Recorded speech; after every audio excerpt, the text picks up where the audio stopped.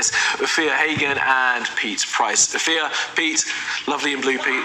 Thank you very much for changing your shirt every hour. Let's get right into this one, and we'll start with the story here in the Eye, Pete. And this is about provision for dentistry for kids. And the headline there, children's teeth go back to the 40s. Sounds like a mangled movie title that for film I wouldn't want to watch. It's a very good article and should be read by everybody. There are major problems in this country right now with children and teeth. Parents are being cruel to their own children by giving them too many sweets, giving them too many sweet drinks. People are not going to the dentist because they can't get into dentists. A lot of people are moving to private practice. They don't think dentists are important. Dentists are ridiculously important, and people must go also to dental hygienists. They also think, oh, I can't get in, I can't get in. A lot of dentists are leaving and going to private practice because they're not getting enough funding from the NHS, and there are queues of people trying to get into dentists. It is a major problem in this country, and the dentures are coming back. People of 21 wearing dentures. I work every day to keep my teeth as they are now, and I fight it. I go to the dentist regularly. I remember my mum having false teeth, having a miserable time with it. You, parents, must get dentists for your children and get it sorted because it's urgent and it's important. It's at an all-time low. Read this article. There's the message there from Peter. Appreciate that. And Afia, as a father trying to get his 2-year-olds to brush his teeth, I know how challenging it can be, but there are ways around this, aren't there? And as Pete says, avoiding the sweets and the sugary drinks can help. But there's an issue with funding here, again, as it always is with the NHS. Yeah, absolutely. And Pete's absolutely right. Dentists are so essential. My father was a dentist, worked very hard his whole life. But yeah, there is problems for people trying to find an NHS dentist, and private dentists can be quite expensive, but parents should persevere with it. But it also starts at home. You know, I remember trying to get my daughter to brush her teeth, singing songs, doing all that stuff. Also making sure they drink enough water, cutting down on sugary foods and sugary drinks.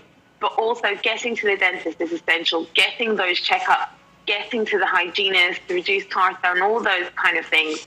All these things work together to make sure that our children are not losing their teeth early and do not have dentures by the time they're 21. Yeah, which is just shocking, isn't it? All right, let's move on to this story, Afia, that you've picked out in the Express, page 17 here. Let's bring up the headline. There it is. Oxfam defends its ban on mother and father. What is that about? Well, yeah, so Oxfam released guidelines on their new handbook earlier on this week, and they say that they want to stop using the words mother and father, headquarters also because of its implications of colonial rule. They've apologised for writing the handbook in English, saying that's the language of a colonising nation. And actually, I think Oxfam have got their priorities wrong in this case. You know, in 2010, they had employees who were accused of quite a lot of misconduct in Haiti. They should be getting their house in order. I absolutely agree that there should be more inclusive language, but inclusive language has to include using the words mother and father. And what I think actually Oxfam needs to do is focus on what they're supposed to be doing, which is helping people in the very poorest parts of the world. And yes, people all over the world absolutely deserve respect. We know that there is a huge trans community, and we also know that there are people who are still living with the effects of colonialism and imperialism. But I think they need to get their house in order, focus less on virtue signalling with their handbook, creating a culture war, and actually just get their job done. And Pete, do you agree that it's creating a culture war, or as the boss of Oxfam tries to say, is just an effort to be more inclusive? I'm sorry, I'm from a generation where we're shaking our heads in disbelief. Mother and father, it's two of the most important people in your life. Why change the status of who they are? I am a gay man. I don't know what's going on now with who and how I can call people. Are they them, it, that, but get a life and get on with your job and stop wasting time. All right, Pete, well, you told him. All right, let's move on, Pete, and we'll stick with you in the story you've picked out in The Guardian, I think this is. And this is about people going to Turkey for weight loss surgery, and I guess the concerns of people going and using a health service that's not like ours? A lot of concerns. The EU are warning citizens. 67 cases have gone wrong that they know about. Some people are going over there to Turkey and then coming straight back and going to A&E in our country because the surgery's gone wrong. I mean, it's not just that. It's the hair loss, it's the porky teeth, and it looks so inviting. They're saying that because it's unacceptable waiting times in the NHS, this is why they're going over. But hang on, the NHS is free.